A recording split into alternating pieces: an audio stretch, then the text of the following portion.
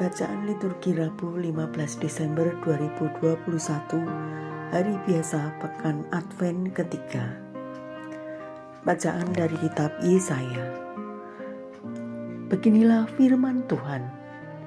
Akulah Tuhan dan tidak ada yang lain yang menjadikan terang dan menciptakan gelap. Akulah yang memberikan kebahagiaan dan mendatangkan kemalangan. Akulah Tuhan yang membuat semuanya ini. Hai langit, teteskanlah keadilan dari atas, dan baiklah awan-awan mencurahkannya. Baiklah bumi membuka diri dan bertunaskan keselamatan serta menumbuhkan keadilan.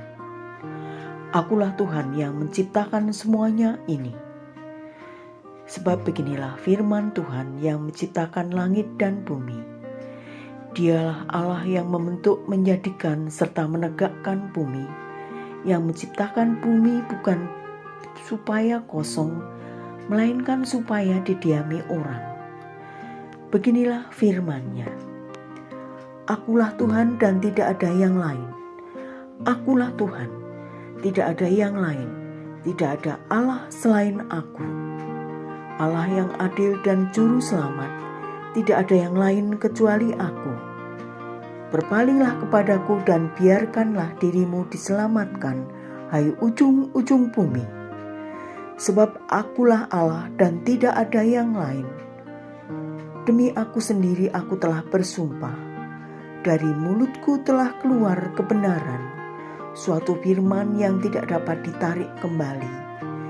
Semua orang akan bertekuk lutut di hadapanku, dan aku bersumpah setia dalam segala bahasa sambil berkata, hanya dalam Tuhanlah keadilan dan kekuatan. Semua orang yang telah bangkit amarahnya terhadap Dia akan datang kepadanya dan mendapat malu. Tetapi seluruh keturunan Israel akan nyata benar dan akan bermegah di dalam Tuhan. Demikianlah sabda Tuhan. Syukur kepada Allah. Inilah Injil suci menurut Lukas. Yohanes memanggil dua orang muridnya dan menyuruh mereka bertanya kepada Yesus, Tuankah yang ditunggu kedatangannya, atau haruskah kami menantikan seorang lain? Ketika kedua orang itu sampai kepada Yesus, mereka berkata, Yohanes Pembaptis menyuruh kami bertanya, Tuankah yang ditunggu kedatangannya, atau haruskah kami menantikan seorang lain? Pada saat itu, Yesus sedang menyembuhkan banyak orang dari segala penyakit dan penderitaan dan dari roh-roh jahat. Dan ia mengaruniakan penglihatan kepada banyak orang buta. Maka Yesus menjawab, Pergilah dan katakanlah kepada Yohanes apa yang kalian lihat dan kalian dengar. Orang buta melihat, orang lumpuh berjalan, orang kusta menjadi tahir, orang tuli mendengar, orang mati dibangkitkan, dan kepada orang miskin diberitakan kabar baik. Dan berbahagialah orang yang tidak menjadi kecewa dan menolak aku. Demikianlah sabda Tuhan. Terpujilah Kristus. Renungan harian diambil dari Inspirasi Pagi oleh Romo Advent Novianto SY. Cukup dan syukur. 1 bulan yang lalu saya melakukan kunjungan di Paroki Air Upas, Keuskupan Ketapang, Kalimantan Barat. Di sana saya berjumpa dengan seorang bapak yang berbagi cerita tentang dua kata, yaitu cukup dan syukur. Bapak ini berkisah bahwa dulu ia adalah orang yang sukses di Surabaya, yakni seorang notaris dengan penghasilan yang besar. Suatu ketika ia jatuh dari lantai 3 suatu gedung hingga sekarat. Namun ia akhirnya bisa pulih dan hal inilah yang membuat dia berpikir tentang makna kehidupan. Ia pun mengatakan kepada saya bahwa dalam hidup ini kita harus bisa mengatakan cukup dan syukur. Dua kata itu sangat dibutuhkan dalam rangka memaknai diri dan hidup. Mampu merasa cukup dan mampu bersyukur akan membuat kita menjadi pribadi yang bisa melihat berbagai peristiwa dengan sudut yang positif.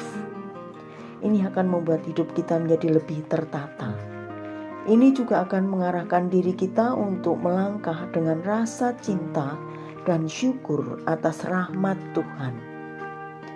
Hari ini, Yohanes mengutus 2 orang muridnya untuk menyembah Yesus, guna menanyakan apakah dia adalah sosok yang kedatangannya dinanti-nantikan oleh umat Allah.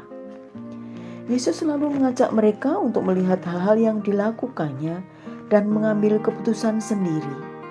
Dengan mata kepala sendiri, 2 orang itu kemudian melihat pekerjaan-pekerjaan besar yang telah dilakukan Yesus.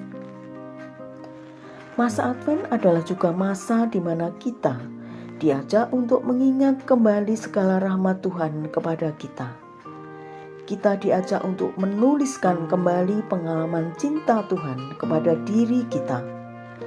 Pengalaman itu mengajak kita untuk melihat kemungkinan bahwa waktu yang kita miliki sesungguhnya adalah waktunya Tuhan. Ia menemani, merencanakan, dan menghendaki kita berproses. Masa Advent adalah masa penantian, di mana kita diajak untuk berserah pada kehendak Tuhan. Mari kita bertanya pada diri kita masing-masing, maukah kita sungguh berserah kepada Tuhan?